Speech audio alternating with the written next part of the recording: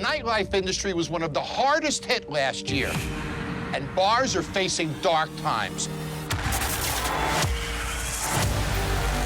That's why I'm starting in my hometown of Las Vegas, and it's not business as usual. This is personal. Together with the hardworking Las Vegas community, I'm doubling down on my mission and going all in on these rescues. Bar Rescue. Hi, Jeff. Hi, John. Good to talk to you, buddy. How are you? Good to talk to you as well, my friend.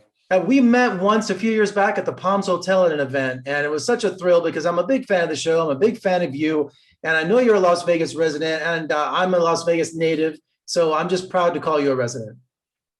Thank you, buddy. I'm proud to be here. I love this city. That's why I moved Bar Rescue here this year, to try to help rescue this city. And I've lived here 8 years, and I've lived in some pretty great places over the years, but Las Vegas is very special, Jeff.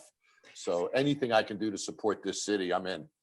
Well, that's an interesting concept. Season 8 of Bar Rescue, you decided for the first time to rescue an entire city, right? Yeah.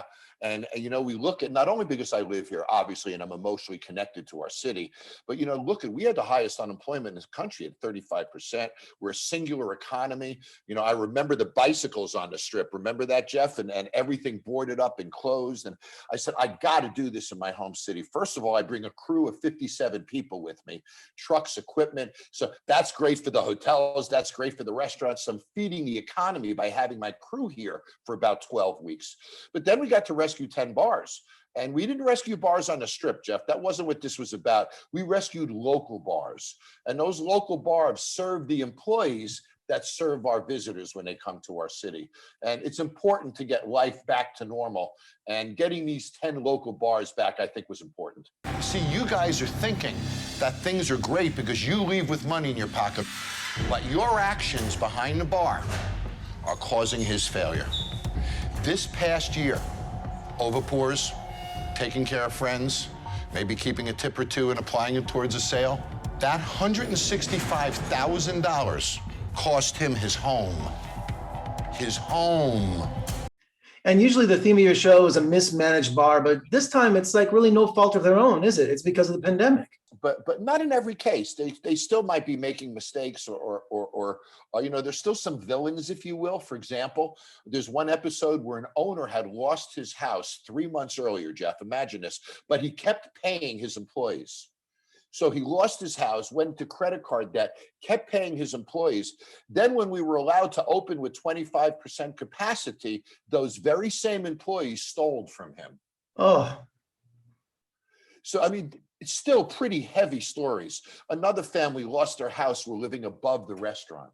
And, we've all heard about how the pandemic has devastated our industry. We haven't talked a lot about how it's devastated the people in our industry.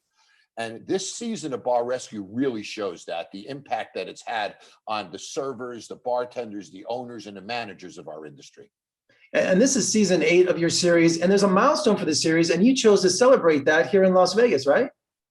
Same thing, 200th episode, which is unbelievable. I never thought I'd get, Jeff, I thought I'd do a pilot and go home. I never thought it would be 11 years, 200 episodes.